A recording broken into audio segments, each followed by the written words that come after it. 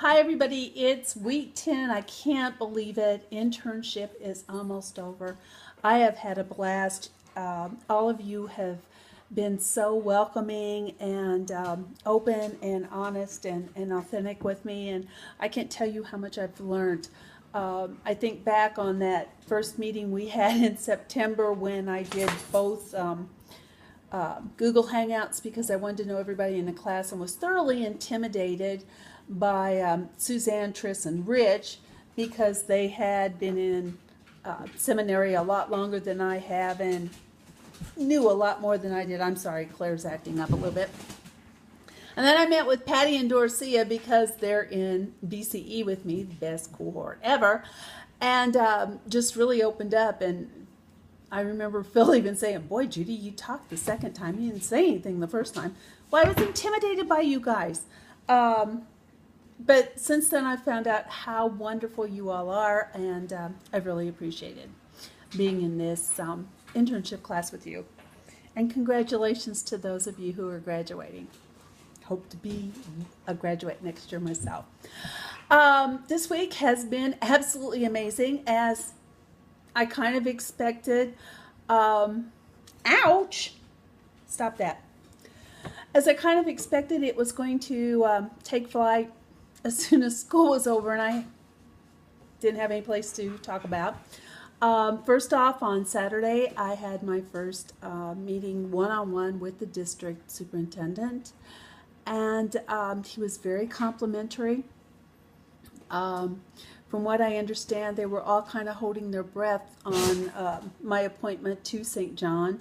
One, because I had been a member of that church, and it's very rare that they send a member of a church back into the church to serve as pastor. And two, because the church was and is primarily African American, they weren't sure of my reception, even if I had been a part of them, as pastor, being female, particular. But everything seems to be going well. I've shared with you some of the joys of movement that I've seen in that congregation, and I shared those with the district superintendent, and he was pretty excited about it. So, get down, Claire. The other thing I have to tell you about is Pentecost, because that was absolutely awesome at St. John. There were only 10 of us because of a picnic, a family picnic the day before wore out some of our members, and then we had some others traveling, and I've got one who's been really ill. So there were only 10 of us, but we were mighty in spirit.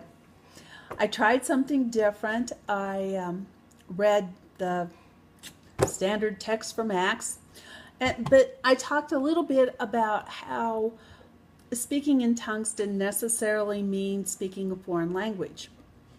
And I used the example of the King James Bible. To me, doesn't say very much. I can read it and I'll look at it and go, huh?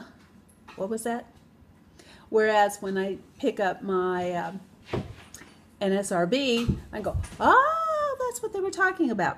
Same language, different context, different phrasing, somewhat different words, but it made all the difference. So I told them that that was also a part of Pentecost, that we all have stories to tell. We tell them in our own language, in our own ways, and we never know who is going to hear that and go, wow, they're talking in our language. How cool is that? So I shared the story of John Wesley's experience at Aldersgate for Triss and Rich. Sorry, Rich.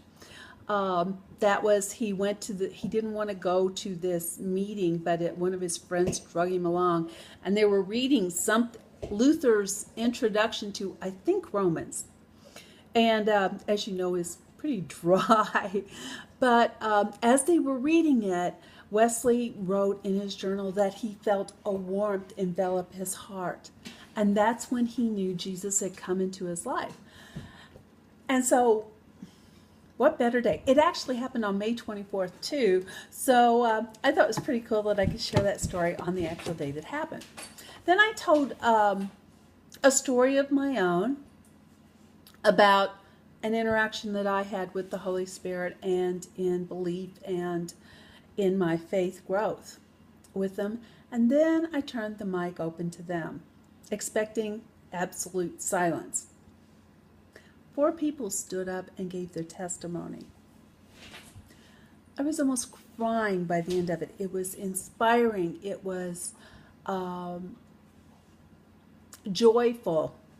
It was sad. It was heartbreaking. But it was so inspirational. So, and afterwards, people were coming up and saying, that was amazing. That was amazing.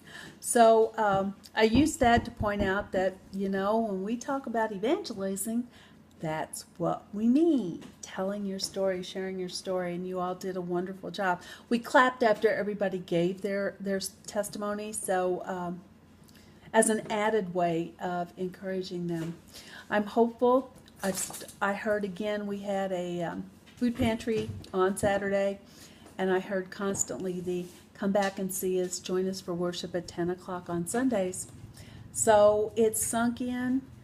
They're really trying, and I'm looking forward to great things with them. This is really long. I'm so sorry. There's so much to say. Thank you all again. Bill, I read your comments on my paper, and thank you so much for the help. I really appreciate it. And to all of you with your comments and your thoughts and your suggestions. I really, really appreciate them. You're only going to make me stronger. I'm going to miss you guys. Take care and many blessings to you. Bye.